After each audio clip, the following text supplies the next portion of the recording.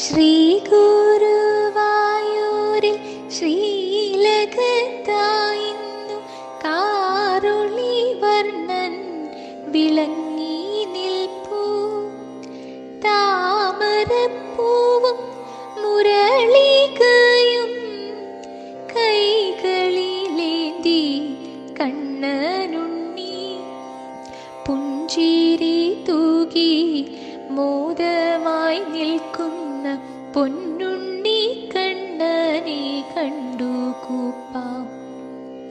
കാൽത്തളക്കിങ്ങിണി കാഞ്ചന മാല്യങ്ങൾ കാതിൽ സുമങ്ങൾ പൊൻതിലകം വനമാല പൊന്നിൻ കിരീടവും കാണാം.